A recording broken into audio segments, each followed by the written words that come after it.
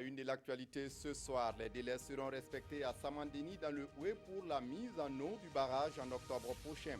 Foi des responsables du P10, le programme chargé de l'exécution du projet de barrage. Le chantier de construction avance, c'est ce qu'a pu voir le Premier ministre et on estime à plus de 95% le taux de réalisation. Mais qu'en est-il exactement sur le terrain? Constat sur place avec une de nos équipes. En politique, les dirigeants du CDP, le Congrès pour la démocratie et le progrès, l'ancien parti au pouvoir, veulent aussi de leur côté relancer le parti. Ils comptent ainsi reconstruire les bases de la formation politique dans un esprit de consensus, dans l'espoir également d'être endurant pour les futures échéances. On en parle dans cette édition. C'est parti pour la deuxième édition de d'Anfani Fashion Week, une semaine consacrée à la mode et au textile africain. Défilé de mode, mais aussi réflexion autour de la transformation du coton au Burkina et dans la sous-région seront au menu de cet événement. Vous le verrez dans cette édition, ce sont là les titres du 20h. Mesdames, Messieurs, bonsoir, ravi de vous retrouver. Mais d'abord, avant de développer ces titres, né d'un père burkinabé à Madagascar, elle rêvait de connaître le pays de son père. Depuis le 27 février dernier, c'est chose faite. Bernadette Ouedraogo, la doyenne de la communauté burkinabé de Madagascar, est au Burkina. Et avec un séjour de 1 mois, elle s'apprête à retourner. Mais avant son départ, elle est allée remercier le président du Faso de l'accueil que le pays de son père lui a réservé. Maïmouna Traoré. Après un mois passé au Burkina Faso, Bernadette Ouedraogo doit reprendre l'avion ce lundi pour Madagascar. Aujourd'hui, elle vient dire merci au président du Faso, Roch-Marc Christian Kaboré, qui lui a permis de découvrir le Burkina Faso et surtout de passer des moments inoubliables avec sa famille. Car c'est la première fois que cette Burkinabé née à Madagascar vient au Burkina Faso. Quand j'étais allée visiter le village de mon père, là-bas, va rester beaucoup dans mon cœur. Ah oui, parce que les gens étaient vraiment aimables là-bas. Et surtout, mon frère, ça fait quand même 51 ans qu'on ne s'est pas revus. Et là, maintenant, on est, lui à côté de moi, on est resté toujours ensemble. Ça, c'est vraiment bien pour moi. On est déjà burkinabé complet parce qu'on a déjà notre passeport avec nous et dans quelques jours, on va avoir notre carte d'identité nationale burkinabé. Le président du Faso a également reçu les participants au Forum national du leadership féminin venus faire le point de leurs activités et solliciter le soutien du gouvernement burkinabé. On est très heureux que le président du Faso ait pris le temps de nous parler aujourd'hui, de rencontrer les filles, de les saluer. Donc je pense que ça va apporter beaucoup d'encouragement aux filles et à beaucoup d'autres filles d'être encouragées à continuer sur la même voie. Ce qu'on attend du gouvernement, c'est beaucoup plus le support. S'il y a un support financier qui peut se poser, s'il y a un support aussi de mentorship, s'il y a un support d'engagement, et le président a été très clair aujourd'hui qu'il était là et que le reste du gouvernement était là pour nous supporter dans ce sens.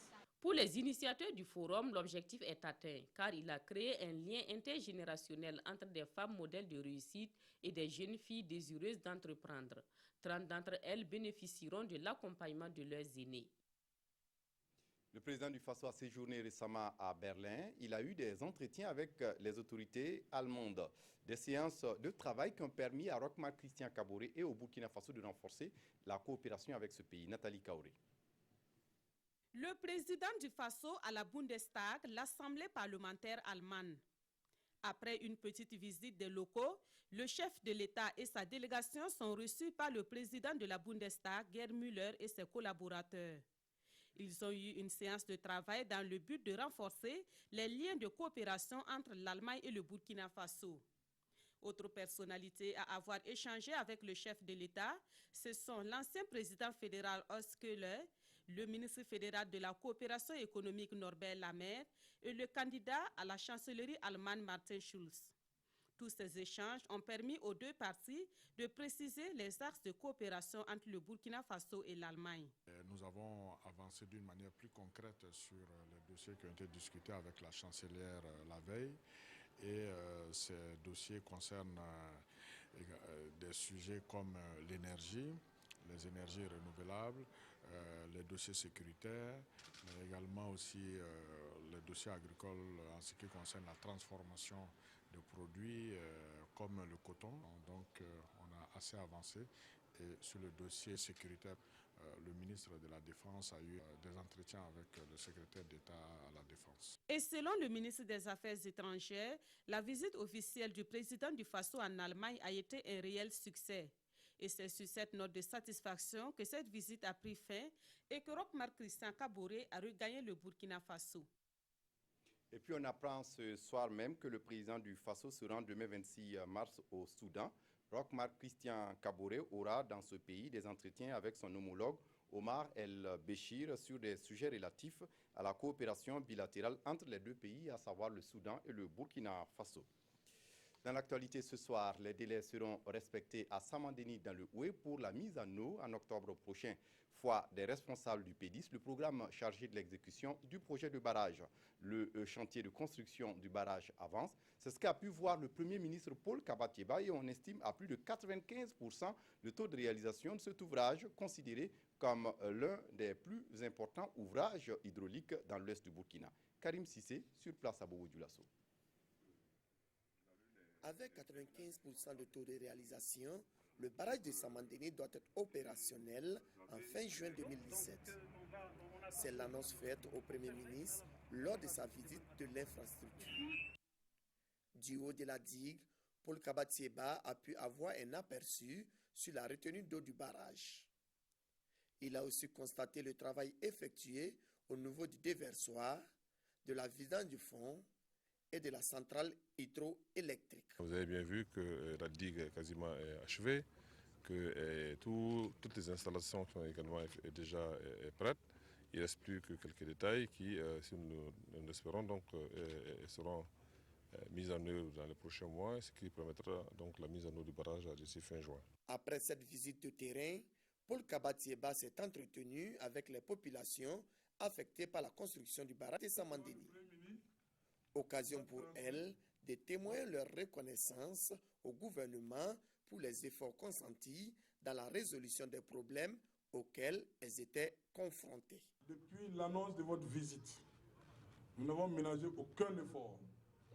Nous sommes rentrés dans toutes les familles, dans toutes les contrées, pour demander aux populations affectées de venir vous témoigner leur reconnaissance pour les actions salvatrices que votre gouvernement a eu à prendre en notre faveur. Le Premier ministre a pour sa part rassuré les populations de l'engagement du gouvernement à les accompagner pour leur mieux-être. Je me suis dit, l'un des grands défis, l'un des grands chantiers que mon gouvernement va devoir relever, ce serait d'aplanir les difficultés qui ont émaillé la conduite de ce projet et de faire en sorte que le barrage soit construit. C'est sur une note de satisfaction que Paul Kabatieba a pris congé des populations affectées par la construction du barrage de Samandeni. Il a par ailleurs exhorté l'entreprise en charge du chantier à veiller au respect strict du délai pour une mise en eau effective du barrage en juin 2017. Et avant d'arriver à Samandeni, situé à une vingtaine de kilomètres de Bobo-Dioulasso, le Premier ministre s'est arrêté à Bobo-Dioulasso où il a rendu une visite de courtoisie au chef de canton de Bobo-Dioulasso. La synthèse avec Kadouro Menki. Une délégation gouvernementale chez le chef de canton de Bobo-Mandare. C'est une visite de courtoisie. Un devoir de mémoire, souligne le Premier ministre Paul Kabatieba. C'est donc un sentiment de gratitude à l'égard des garants de la tradition pour leurs efforts dans le maintien de la paix, un facteur indispensable pour asseoir un climat socio-économique favorable. Nous sommes là pour aller sur les travaux du barrage de Samandeni. Donc il est bien naturel que je vienne me demander une bénédiction de Sa Majesté et l'informer de ce que nous allons faire demain à Samandeni. Et voilà, donc nous avons prodigué des conseils, nous avons encore prodigué également des bénédictions pour que l'action du gouvernement puisse se poursuivre pour le plus grand bien des populations de Haut-Bassin et pour le plus grand bien également du Burkina Faso, parce que la mise en œuvre du plan national de développement économique et social, c'est pour la région de Haut-Bassin, c'est pour la ville de Bobo-Dioulasso et c'est pour tout le Burkina Faso. Visite positivement appréciée par le chef de canton de Bobo-Mandare, qui a saisi l'occasion pour interpeller le ministre en charge des infrastructures sur l'état dégradant des routes à Bobo-Dioulasso. Une rencontre plutôt conviviale qui s'est tout de même déroulée sous haute sécurité. La filière anacarde connaîtra désormais un nouveau départ dans l'ouest du Burkina. Le gouvernement vient de signer une convention de financement avec la Banque africaine de développement pour le développement de cette filière dans le bassin de la Comoé. Un financement d'environ 2,5 milliards de francs CFA. La BAD qui financera également un projet quinquennal destiné à la plantation d'arbres à haut rendement et à la promotion des bonnes pratiques en matière de protection de l'environnement. Maïmouna Traoré. C'est un engagement tenu par la Banque africaine de développement, celui de soutenir le gouvernement burkinabé dans la mise en œuvre du plan national de développement économique et social.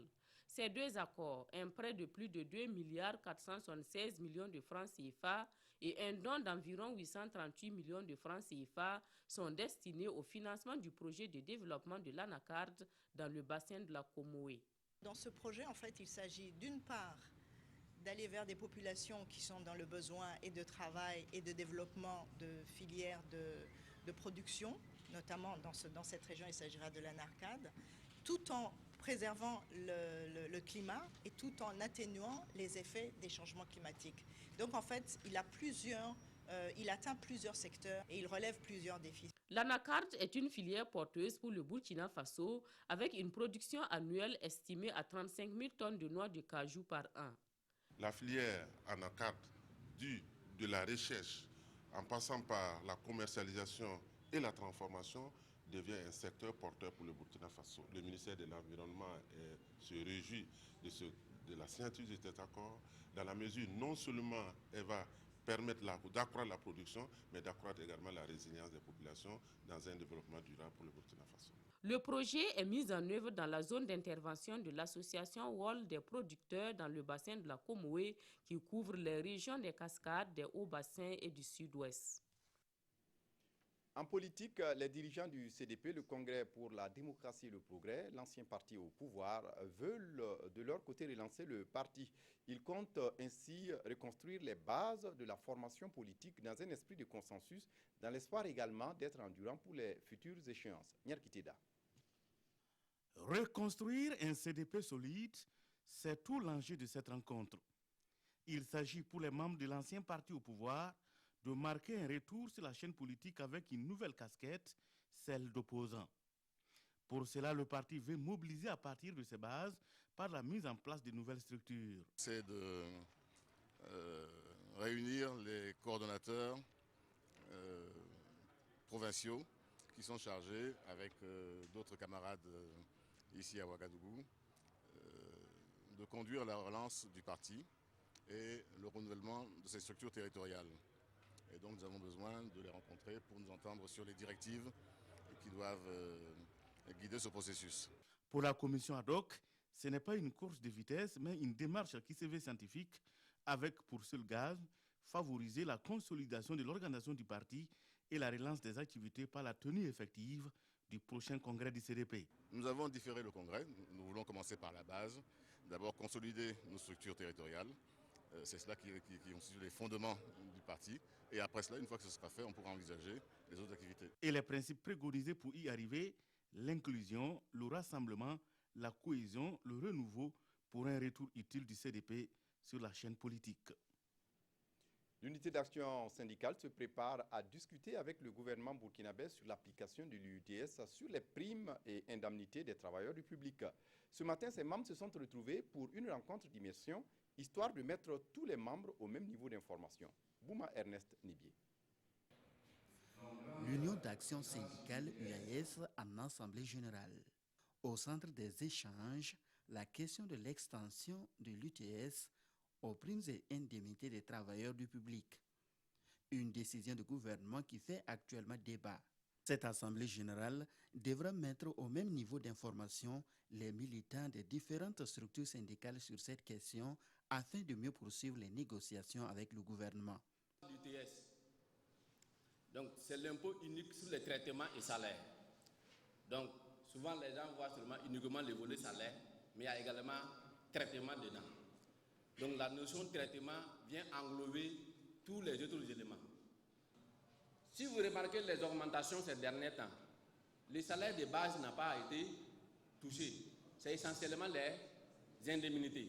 Donc si on vient frapper ces mêmes indemnités, il va se trouver que ce qu'ils ont donné par la droite, ils vont récupérer ça par la gauche. Donc c'est pour ça que nous avons dit que cette imposition, ça va venir diminuer drastiquement le pouvoir d'achat des contribuables. Pour les organisateurs de l'Assemblée générale, à la prochaine rencontre avec le gouvernement, la position de l'UAS sera toujours la même. Non à cette décision de l'exécutif burkinabé. Sur cette question, notre attente, c'est que le gouvernement réponde favorablement à notre revendication initiale. Et cette position, les syndicats comptent la maintenir jusqu'à ce que le gouvernement renonce à sa décision. Pour mieux exercer un contrôle citoyen sur les actions du président du Faso et du gouvernement burkinabé, l'ONG Diakounia renforce sa plateforme Présimètre. Ce week-end à Koudougou, l'ONG a réuni une quinzaine d'organisations de la société civile pour adopter une nouvelle approche basée sur des espaces d'interpellation communautaire au niveau décentralisé. Comment tout cela va se passer et qu'est-ce que cela veut dire en clair? On essaie de comprendre avec Draman Guéné. Il donne un nouvel élan au Présimètre, le programme de suivi citoyen des politiques publiques. Ces leaders d'organisations de la société civile, partenaires du programme de l'ONG Diakounia, sont ici à Koudougou pour dresser les stratégies, techniques et outils de suivi de la réalisation des projets présidentiels. Les organisations de la société civile, partenaires du Présimètre, ont saisi cette opportunité de rassemblement, ont saisi cette opportunité pour identifier leurs forces et pour proposer des solutions alternatives dans le cadre des priorités que nous avons au niveau du Burkina Faso. Ainsi, un certain nombre de recommandations ont été faites pour la hiérarchisation des priorités, notamment l'éducation, la santé, l'eau, la sécurité alimentaire et des questions émergentes et fondamentales aujourd'hui, comme la sécurité des personnes et des biens au Burkina Faso. À l'issue de cette formation, une nouvelle approche est envisagée, celle qui va permettre à une quinzaine d'organisations de la société civile de développer des mécanismes de redevabilité au niveau décentralisé. Les mesures prévues pour être suivies par les organisations de la société civile sont des mesures qui vont être vraiment pertinentes pour voir ce qui peut être à l'avantage des populations, pour voir si les politiques, pour une fois, suivent ce qu'ils ont pris comme engagement et puis tirer les leçons pour les populations. L'ONG Diakounia et ses partenaires apprécient déjà l'avant-projet de la Constitution qui consacre en son article 22 le droit et le devoir de redevabilité publique au Burkina. En santé, le diabète progresse au Burkina Faso selon le ministère de la Santé et il faut donc mettre l'accent sur la prévention. Et cette prévention reste encore d'actualité quand on souffre du diabète pour éviter les complications oculaires. L'Association burkinabé d'action contre le diabète organise jusqu'à demain 26 mars des journées de dépistage. Estelle Judith Sokwa. Le diabète est de nos jours en pleine évolution. Selon l'OMS, d'ici à 2030, plus de 300 millions de personnes pourraient contracter la maladie. Au Burkina Faso, le taux de prévalence est de 5% au sein de nos populations. Il faut donc agir pour sauver des vies et baisser le taux de prévalence. C'est ce à quoi s'attelle l'Association burkinabé d'action contre le diabète en initiant ces journées de sensibilisation. L'OMS recommande d'aider ceux qui sont malades à pouvoir se traiter convenablement et ceux qui ne sont pas encore malades, de les aider à ce qu'ils n'attrapent pas la maladie. Et donc c'est pour ça que l'ABAD, l'Association burkinabé d'action contre le diabète, essaie d'organiser des séances de sensibilisation pour que les gens connaissent la maladie, sa gravité, ses complications et comment faire pour ne pas attraper cette maladie. Et que si on attrape la maladie, comment faire pour qu'elle n'entraîne pas de complications. Le diabète est une maladie grave et sa gravité réside dans les complications. C'est pourquoi la Journée mondiale du diabète édition 2016 a choisi de mettre l'accent sur les complications oculaires. Il y a 3 conférences que nous avons prévues pour aujourd'hui. La première, justement, va concerner comment amener les malades à aider le médecin à ce que leur prise en charge soit la plus efficace possible. Deuxième conférence, c'est quels sont les aliments qui peuvent aider le diabétique à être équilibré et surtout, quels sont les aliments qui peuvent aider à ce que les complications des yeux là n'interviennent pas. Et la troisième conférence, ce serait justement les complications de l'œil. Comme le dit un adage, mieux vaut prévenir que guérir. Pour ne pas contracter la maladie, il faut éviter de manger les aliments trop sucrés et trop gras. Et également faire du sport. C'est fini pour le Forum national sur le leadership féminin. C'est une rencontre qui a permis à une centaine de jeunes filles de pouvoir se frotter avec des femmes leaders et chefs d'entreprise et qui excellent dans divers domaines comme le BTP, l'eau et l'assainissement, mais aussi l'agrobusiness. Un exercice édifiant qui leur a permis de s'inspirer de ces modèles. Mounira Kéré. Amina Démé est l'une des 23 filles à être sélectionnées comme mentor au cours de ce forum sur le leadership féminin. Elle a désormais pour mission d'encadrer d'autres jeunes filles sur les chantiers du développement. Je suis très fière d'être sélectionnée et je remercie la mentor qui a bien voulu me sélectionner dans son équipe. Rendez-vous en 2030 pour le développement durable. Ce forum national sur le leadership féminin s'inscrit dans le cadre des activités de la première édition de la plateforme des jeunes pour les objectifs du développement durable au Burkina, PNJ-ODD-BF. Et en 48 heures, ce sont 150 jeunes filles qui ont bénéficié d'un encadrement pour être des leaders dans divers domaines d'activité. La suite, c'est de s'assurer qu'on continue à les encadrer, qu'on les dirige dans le monde des affaires ou dans le monde qui les intéresse, mais aussi apporter beaucoup plus de filles à avoir cette opportunité-là. Je pense que c'est une excellente idée et je pense que beaucoup plus de leaders dans le Burkina doivent venir et se présenter comme mentors pour pouvoir supporter un peu plus de filles. Derrière l'action que nous menions était également d'avoir pour objectif de mobiliser justement autour de la plateforme le gouvernement et les différents acteurs, les partenaires au développement, pour créer une nouvelle relation entre les jeunes, les partenaires au développement et le gouvernement. Toutes ces filles ont été encadrées par des mentors qui sont des modèles de réussite dans leur domaine. Des mentors qui invitent leurs filles à aller au bout de leur vision et à toujours maintenir en elles la fibre du leadership. Et les agricultrices investies dans la culture du pois de terre, quant à elles, cherchent à voir comment améliorer la productivité de cette légumineuse. Avec le soutien des chercheurs, elles se sont lancées depuis 2014 dans un projet qui met en exergue les potentialités mais aussi les qualités du pois de terre. Un projet qui s'achève en 2018 et à mi-parcours, elles se retrouvent à Ouagadougou pour une évaluation. Kadissa Nouveau. Le voanzou, aussi appelé pois de terre ou souma amoré, est une légumineuse vivrière d'origine africaine, essentiellement cultivée par des agricultrices en Afrique subsaharienne. Dans le but de valoriser cette spéculation qui est négligée, un projet sur le voanzou a été initié par l'INERA en 2014 avec le soutien financier de la fondation américaine McKnight.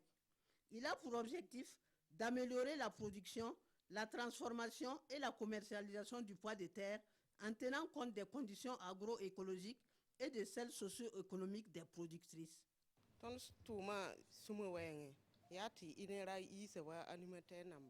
L'INERA a choisi des techniciens qui viennent nous appuyer en chaque début pour promouvoir la culture du voanzou.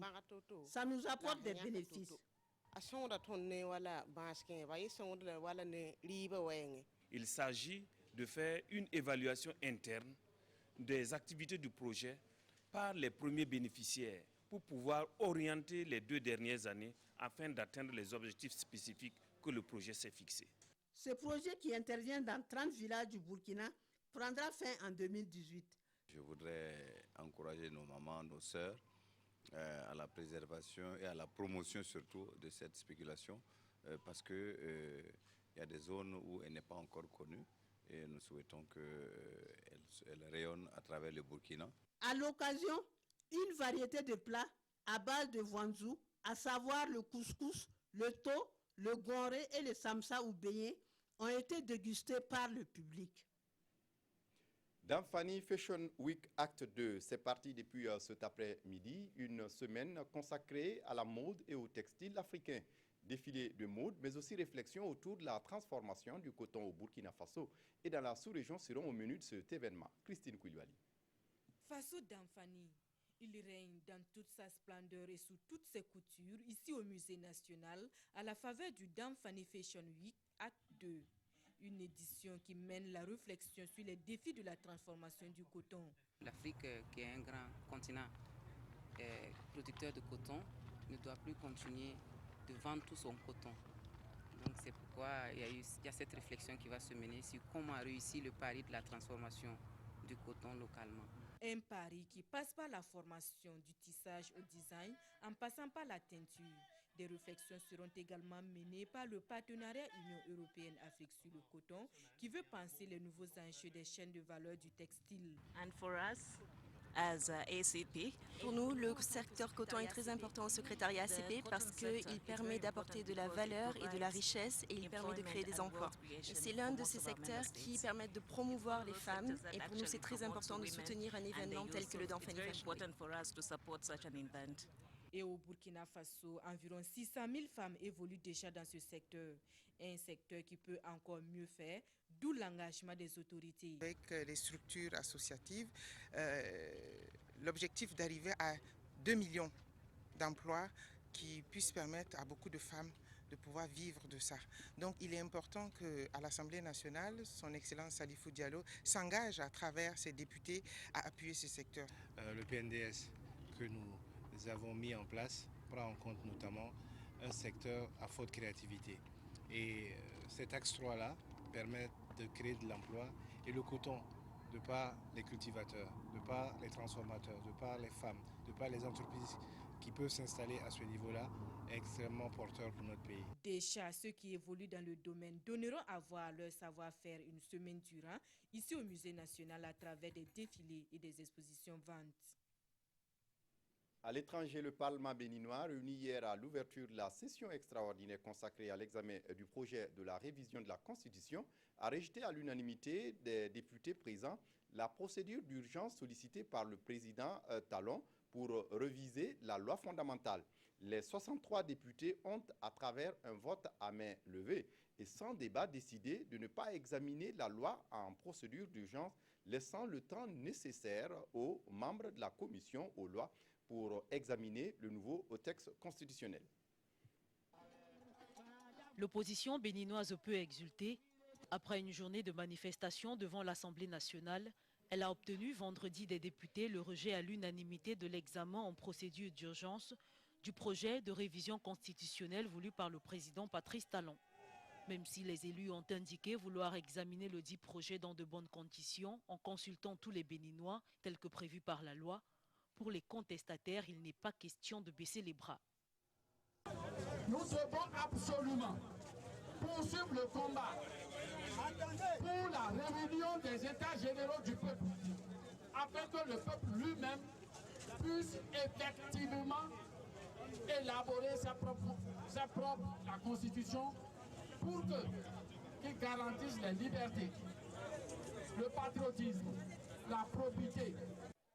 Le texte proposé par le président Talon prévoit notamment un mandat unique de 6 ans pour le chef de l'État, la création d'une cour des comptes, le financement public des partis politiques. Il interdit par ailleurs la détention provisoire et la garde à vue pour les ministres en fonction, ainsi que pour le président en exercice ou non. En sport, le Rail Club du Kadiogo, RCK, consolide sa place de leader dans le championnat national de football division 1. En match en retard, la 11e journée, les Faucons ont battu leur poursuivant immédiat au classement, l'USFA, sur le score de 2-1. Désormais, le RCK compte 7 points d'avance sur l'USFA, avec toujours un match en moins. Le résumé de la rencontre avec Jérôme Tiendrebego. Un corner de l'autre côté, on va suivre attentivement ce corner et c'est le premier but. Premier but, l'USFA. Ah oui, bien se force d'armée, il faut veiller au grain. Jusque-là, le RCK en tout cas a la possession de balles. Possession de balle et ça va partir. Voici le Rail Club du Kadiogo contré. Oh là là, la reprise but. Ah oui, je vous le disais tantôt. Ah là. Hervé Oussalé. Première tentative, il ne réussit pas. La deuxième est la bonne. 24e minute. Légalisation ici au stade Issoufou Colombo de Ouagadougou. Et c'est l'USFA contré. Attention à ce long ballon. Le lob. Oh! Michael Ibé. Ah là, il a vu.